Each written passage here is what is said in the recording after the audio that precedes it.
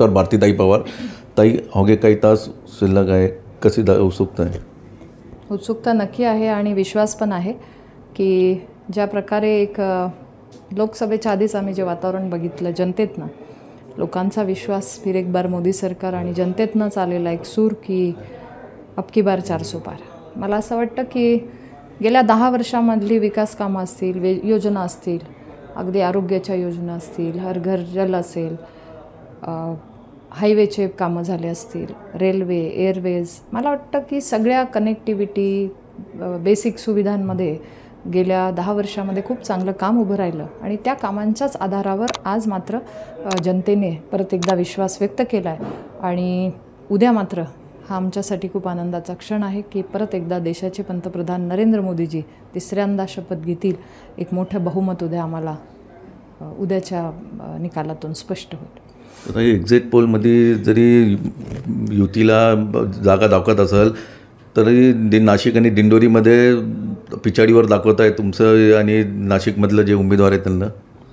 नाही, मला असं नाही वाटत आहे, कारण आम्ही ग्राउंडवर काम करतो आहे. मीही गेल्या 5 वर्षापासून सातत्याने मतदारसंघात प्रवास करते. माझा मतदारसंघ फार मोठा आहे, म्हणजे 10 तालुके, 1300 गावं आणि वाडेपाडे धरले तर 1800. तर मला असं वाटतं की 5 वर्षात शक्य होईल तिथे पोचलो आहे. परंतु आढावे असतील, त्या योजना पोहोचवण्यासाठी मात्र आम्ही कुठे कमी पडलो नाही आहे.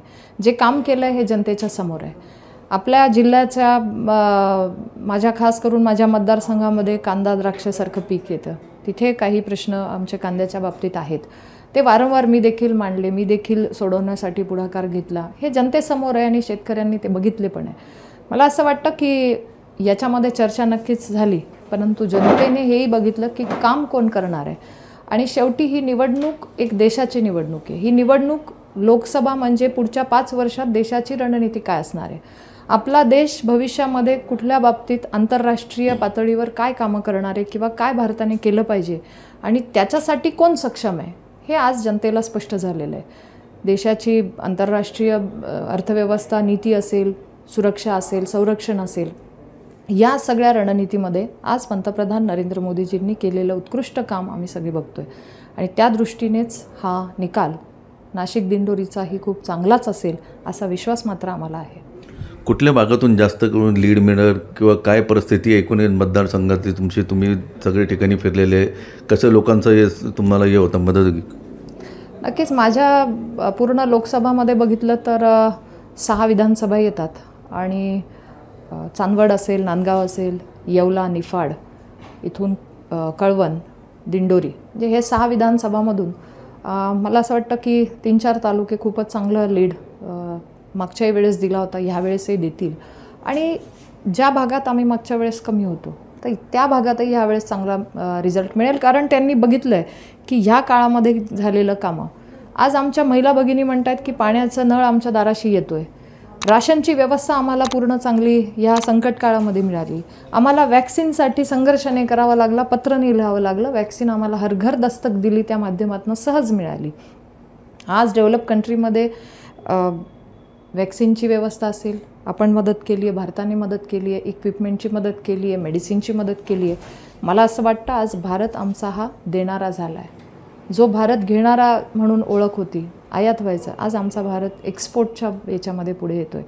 जनतेला हे आवडतं आहे आणि त्याच दृष्टीने सगळ्याच बाबतीत बेसिक सुविधा, म्हणजे मी तर उदाहरण देते की आमच्या साध्या गावांमध्ये आदिवासी पाड्यांवर मी प्रवास केला तर तिथेसुद्धा व्यवहार करताना आमचं गुगल पेवर आम्ही पे करत होतो. हा खूप मोठा बदल आम्ही बघितला. आणि जेव्हा अर्थव्यवस्थेमध्ये एवढा चांगला बदल येतो फास्ट टेक्नॉलॉजीचा उपयोग करत, नक्कीच सरकार काम करते. गुड गव्हर्नन्सचं हे उत्तम उदाहरण आम्ही बघितलं. महिला बचत गटांच्या बाबतीत खूप चांगलं कामं या सरकारने उभी केली. स्टार्टअप्समध्ये आमची युवा पिढी आज पुढे येते, बिझनेस सुरू करत आहेत.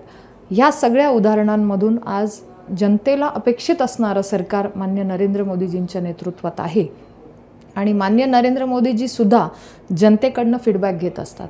असं नाही आहे की सरकार चाललं आहे म्हणून चालवायचं. त्यांनी नेहमी लोकांची मतं जाणून घेतली आहे. आत्तासुद्धा विकसित भारतसाठी त्यांनी जे फीडबॅक मागवले, जवळपास 10 लाखांपेक्षा जास्त लोकांनी त्यांचे आयडिया दिले, त्यांचे व्ह्यू दिले आणि त्याच्यावर सरकार काम करतं आहे की आम्हाला 2047चा भारत, विकसित भारत म्हणून काय अपेक्षित आहे त्याच्यावर आज पंतप्रधान नरेंद्र मोदीजींची टीम काम करते.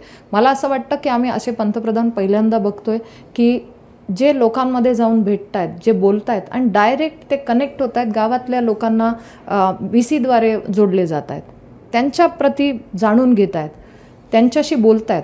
मला नाही वाटत याच्या आधी कुठले पंतप्रधान एवढे लोकप्रिय किंवा डायरेक्ट कनेक्टिव्हिटी गावागावात असेल असं तर मी तर नाही बघितलं. आणि म्हणून जनतेचे मनातले, जनतेच्या आवडीचे पंतप्रधान परत एकदा नरेंद्र मोदीजी. एकूणच सर्वेमध्ये तुमच्या विरोधात जरी निकाल दाखवत असेल तर तुम्हाला खात्री आहे निवडून येणार?